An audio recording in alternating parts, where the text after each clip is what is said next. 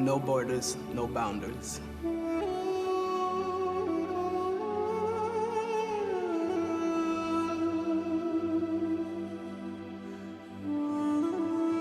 I don't know if music can change the world, but I think it could be one of the factors that helps change the world.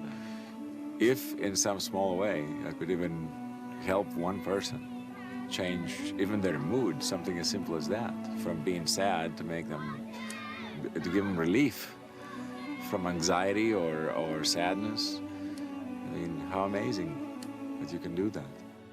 The planet is very small nowadays. It's getting smaller and smaller. And as the population increases, I think it's becoming extremely important that we learn how to accept one another and particularly, at least, tolerate one another. We must come to realize that there are as many ways to live life as there are people on this planet.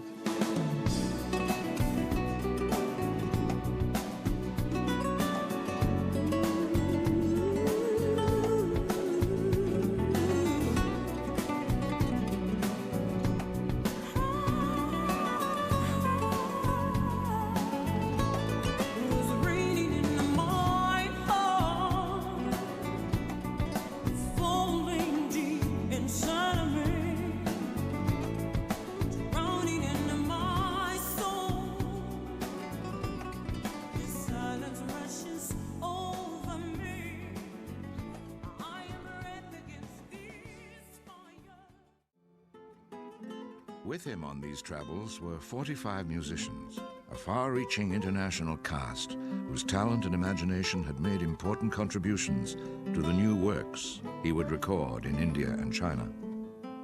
Anytime? Anytime. Oh, okay. Mi nombre es Ramón Estañaro. Nací en Lima, Perú. From Peru, Ramón Estañaro brought a sound and sensibility, gentle and optimistic.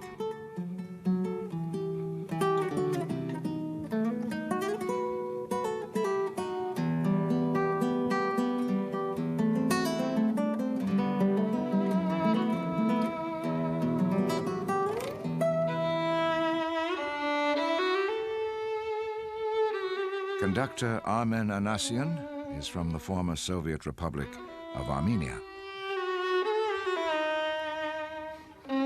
When the Bolsheviks won the revolution and toppled the Tsar, they just went around sticking their flag everywhere and just basically collecting these different peoples. And the overall plan was to make one giant Russian nation. And evidently, that didn't work.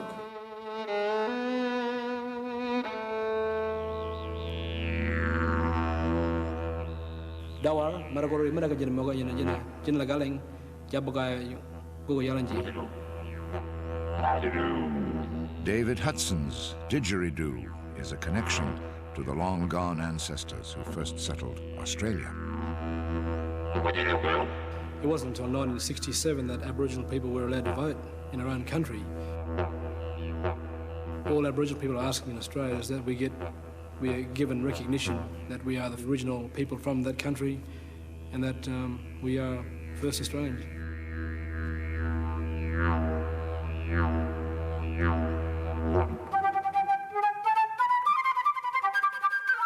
Mi nombre es Pedro Eustache y nací en Caracas, Venezuela, Suramérica. Pedro Eustache, his instrument an extension of his demonstrative personality, is from polyglot Caracas. Venezuelan people are there's a word for that, versatile, if I could say, very flexible.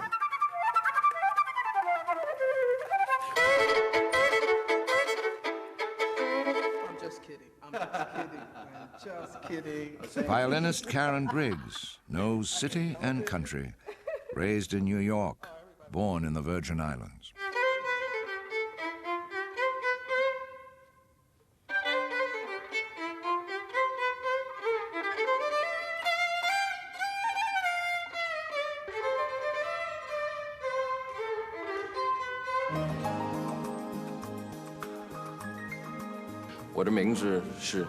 Ming Freeman.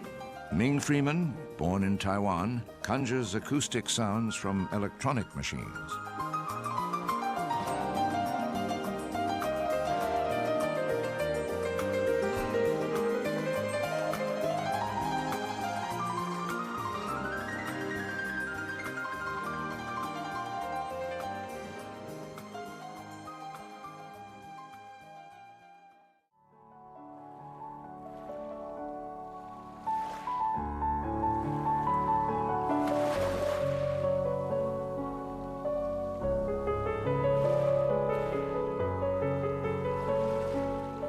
Today, his parents live just outside town in a home bought by an immensely grateful son.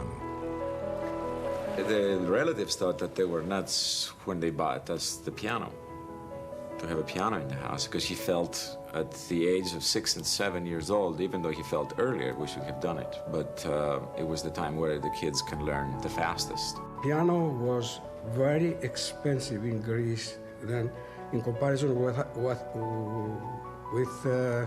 our income.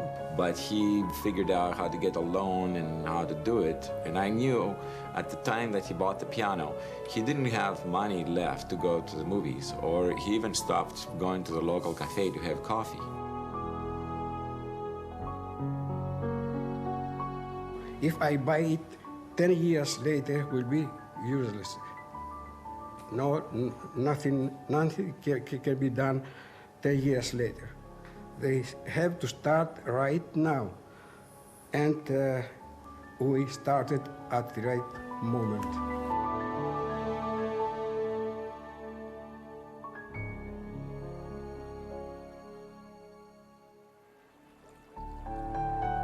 Home was Lord Douvironos, Lord Byron Street, the center of town, 2 blocks from the beach.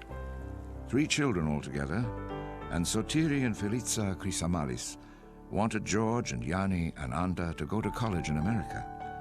To do this, they had to sell their house. So he, in the middle of his 50s, he would have to go rent a home and never knew if he was going to ever have enough money again to buy a house. We're talking altruism here. I mean, he did, and obviously my mother, I keep talking about my father, obviously they both were involved in the decisions. Both of them felt they should do what was necessary to be done in the moment in time where it was supposed to be done. That kind of love that comes in you it never goes away. It never dies. It never diminishes itself. It lasts forever. And that's why I talk about love in my concerts, because I know. I felt it. I have it in me. It's the only constant.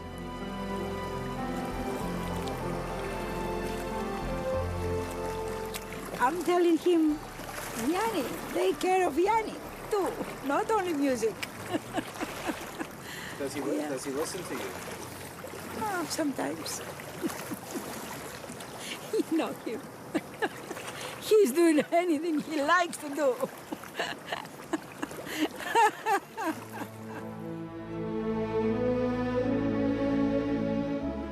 My father would take me up for these long walks up in the Greek mountains. And during those times, he would try to teach me about life.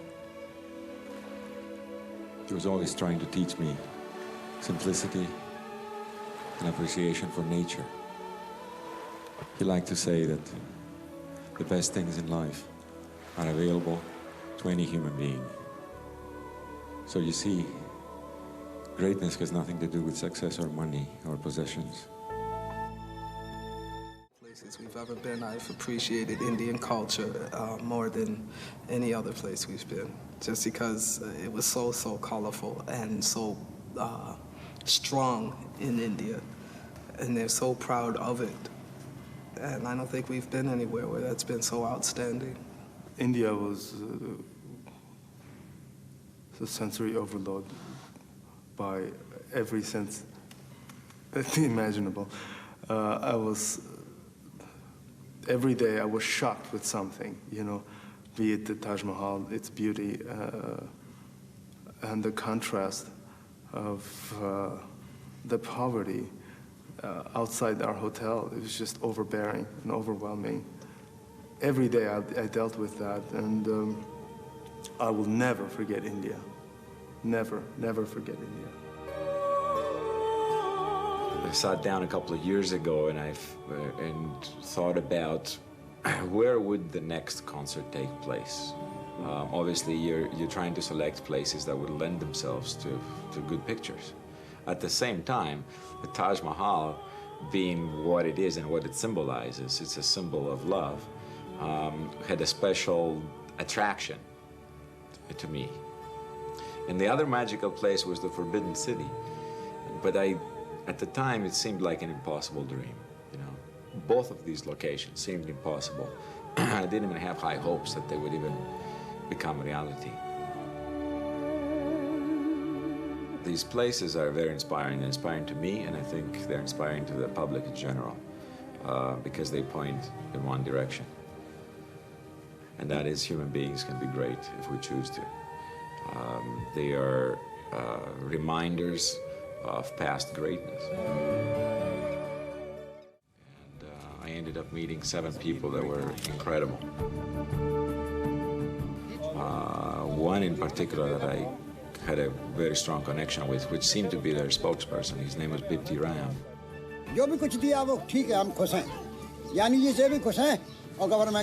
He said that he felt maybe they were not getting the money that they felt their crop was worth, but God is great and that God would take care of them the following year by giving them a better crop. At that point, he just took my heart. It was an experience that is probably parallels to the actual performance at the Taj Mahal. It was as powerful for me, that meeting with these farmers, these people. This was the scene at twilight before the first concert. For so many in India, every act, small or large, has a connection with the divine. Backstage, Yanni greeted one of his key political supporters, Ramesh Bhandari. Bhandari governs the vast state of Uttar Pradesh, population 150 million. As we all know, things do not come easily in life. This program also did not come easily. His performance is going to be a tribute to the Taj.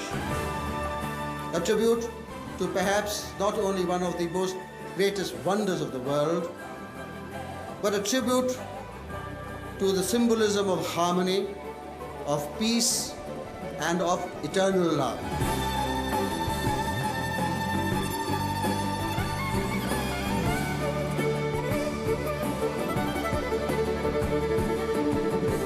I question sometimes whether the United States would allow someone to come from another country and set up a band in front of, let's say, the Statue of Liberty and rope it off from the public and hire the U.S. Army and allow them to perform.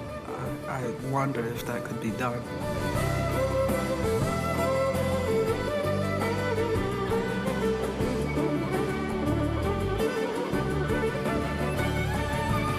Turning around to see the Taj Mahal deeply affected me.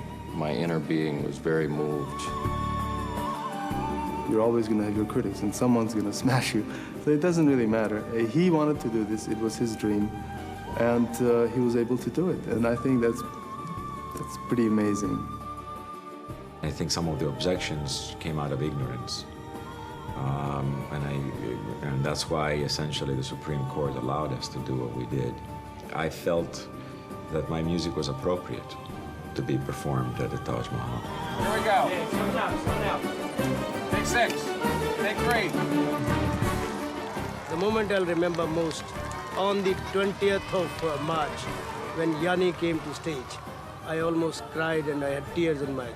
I was most satisfied person on this earth.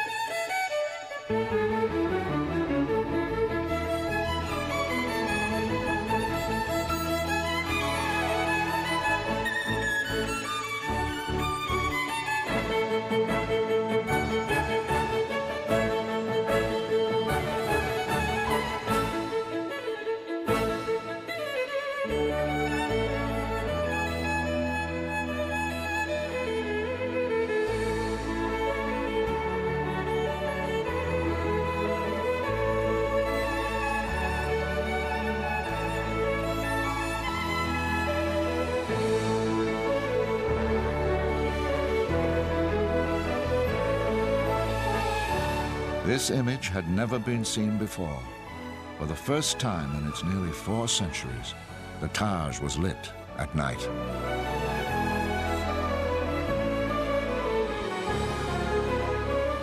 The live broadcast of the show reached a small Rajasthani village hundreds of miles to the west. For some of these villagers, it was the first time they had seen or heard of the Taj Mahal.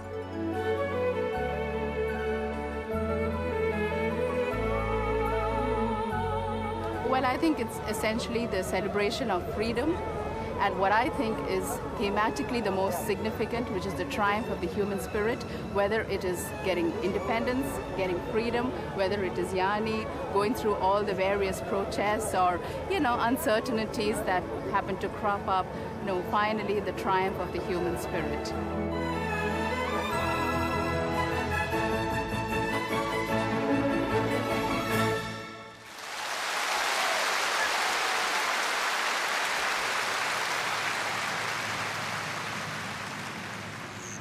Tastes, the center of electroacoustic music of China. I began doing music right after college, full-time, and it took me 15 years of hard work, sometimes 12 hours a day. In a small classroom, a curiosity from the West came to be quizzed. A musician who did not read music, who instead used self-made hieroglyphics concocted in his boyhood.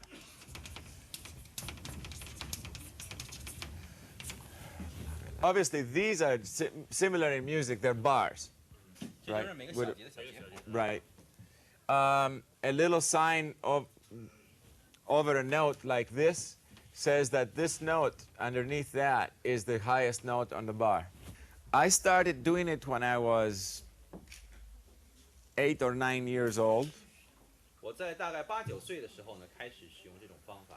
And at the beginning, it was just chords and a few notes. Eventually, I learned how to do rhythm in there also, the syncopation.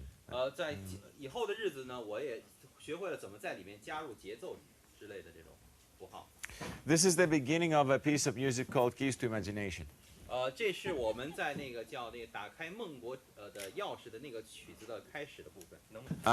goes like this. No. That's it, right there. The students also knew that this traveler with his own musical language uses an odd musical math, pieces which sometimes waltz in 7/8. 1, 2, 3. So, if you were in Greece, that's where you would dip. It says 1, 1, 2, 1, 2, 1, 2, 3. There is one part of the bar that, as you're counting, it gets a little longer. So there's strong points in the bar. Much like in rock and roll or anywhere else, they say boom, pa, right? This one is a little more complex. It's a little more flighty. And Santorini has that beat, chunk, chunk, chunk, chunk, chunk, chunk, chunk, chunk, but it's faster. Chunk, chunk, chunk, chunk, chunk, chunk, 1, 2, 1, 2, 1, 2, 3, 1, 2, 1, 2, 1, 2, 3, 1, 2, 1, 2, 1, 2. That's all it is. I'll start it. We're gonna speed up. Here, okay, so it's gonna go 1, 2, 1, 2, 1, 2, 3. Yeah.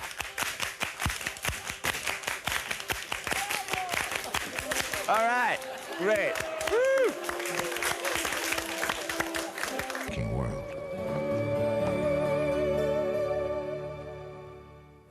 That's our Aboriginal flag from Australia. So black represents the people, yellow represents the sun, red was the blood that was shed. And a hand is simply means good luck, keep the spirits away.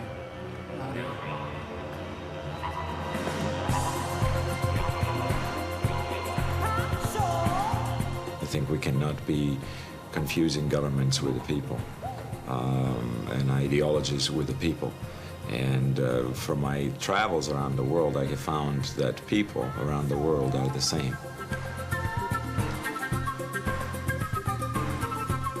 He listens to his own voice, his own heart. Somehow the gift that Yanni has been given is of a language, of a voice that can transcend, limits.